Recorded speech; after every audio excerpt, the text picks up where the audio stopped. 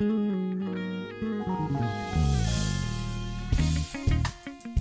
ain't lived until you lost everything. You won't know what love is until you've experienced pain. I'm Cedric Fuller, and this is my story as a drummer, my brand, Two Spoons in a Pot, and a new adventure in my life, my own band, Cedric Fuller Global Sound. Can't change 'cause I know the feeling. I know the feeling.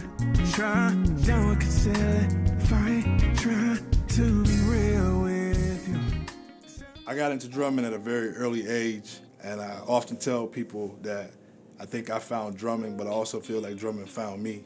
I grew up in a home where music was always around, different sorts of music, and a lot of that was due to my grandfather, who I was raised primarily as his son for the first few years of my life.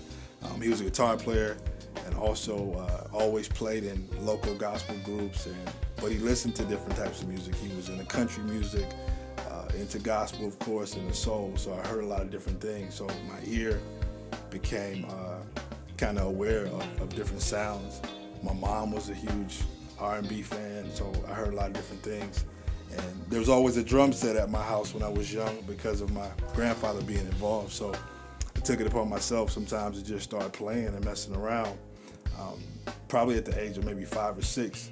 But my grandmother tells me it started earlier, which is where the brand Two Spoons in a Pot came from. So Two Spoons in a Pot, it's a funny name, came from how my grandmother said I actually started drumming. And that was whenever she was in the kitchen cooking, I would take all of her pots out and grab 2 spoons, and I kind of made my own drum set and entertained myself as she was cooking. So she always tells me, that was your start. That's where you started long before you had a drum set. You made a drum set, and that kind of goes back to why I say I feel like drumming found me.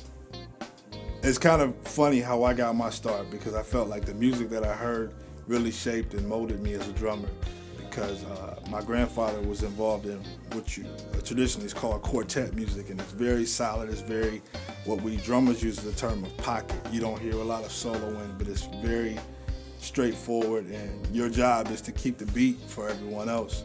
So when I would be practicing, be funny, sometimes he'd be outside, I'm not even sure how he heard me, but he'd come in the house and tell me if I was playing with an album, if I was playing too slow or I'm not listening. So my ear got used to listening to the song to make sure that I was making it feel good for everyone else.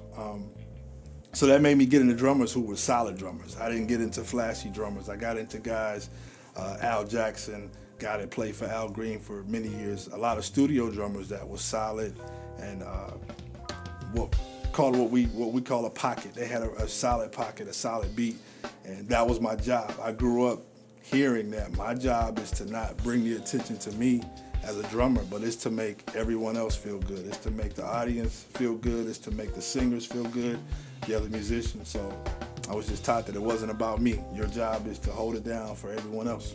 I listen to, as I mentioned earlier, being a pocket drummer. I listen to a lot of pocket drummers, guys that hold it down. Questlove for the Roots, Chris Daddy Dave. One of my favorite guys right now is Oscar Seaton, who's a drummer for Terrence Blanchard and also for Lionel Richie. But guys who are solid, that they almost sound like drum machines, because they're not really interested in the oohs and ahs of soloing and making the crowd go crazy, but they're really locked on providing a solid beat and making people feel good. And that's my influence, and that's my job. My job is, if I look in the crowd and I don't see hands clapping or heads bobbing, I'm not doing my job. It's not for me to get 1,000 hits on YouTube for soloing for 5 minutes. And nothing against that, but that's just not who I am as a drummer. So I kind of listen to the guys that influence me, and also to a lot of producers, hip-hop producers, Jay Dilla, guys that have a musician influence, but again, I focused on solid grooves and solid beats, so those are the people that influence me. Drumming and music is something that I never thought I would get away from, but I hit a point in my life where I wasn't playing. Actually, for about 10 years of not playing drums, I did some other things, kind of taught myself how to play guitar a little bit. But when my daughter was born in 2005, I started focusing on some different things. And amazingly, I didn't start picking up the drums again until 2015, a little bit shy of 10 years.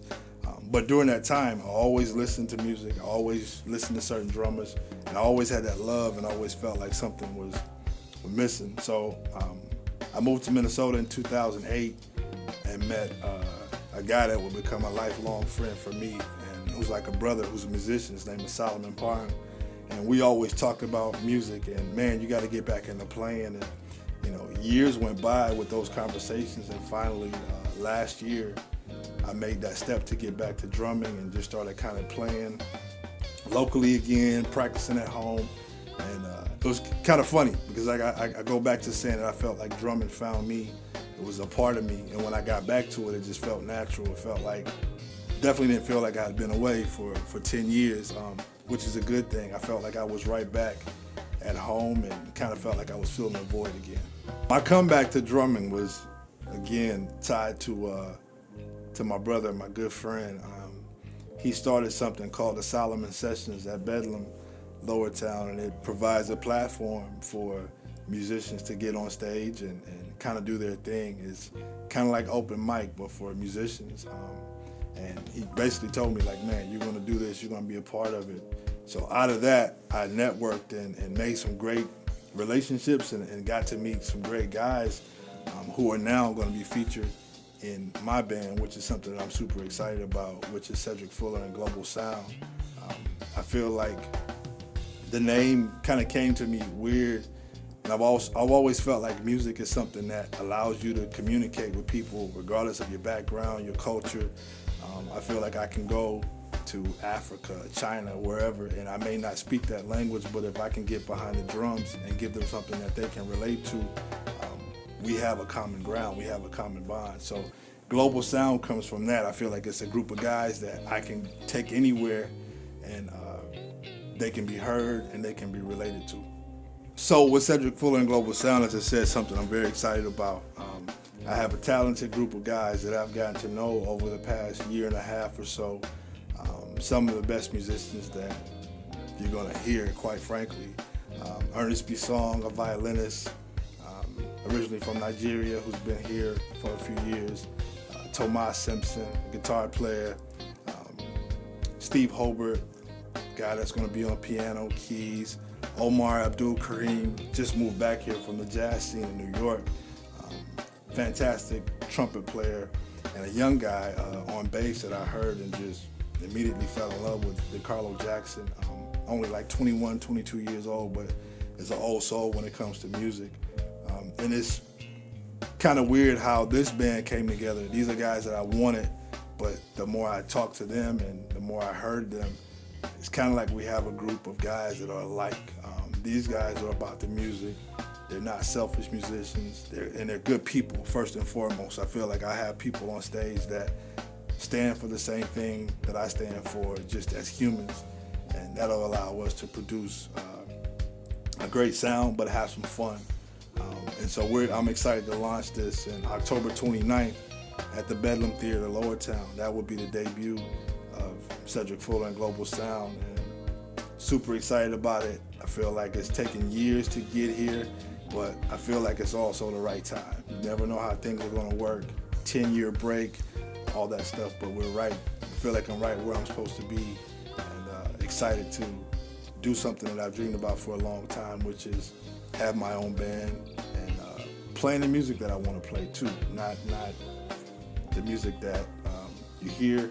Some of it's jazz related, but it'll be a lot of music that I grew up listening to. It'll be the things that inspired me and maybe arranged a little bit different. So October 29th, Bedlam, Lower Town, Cedric Fuller and Global Sound will debut.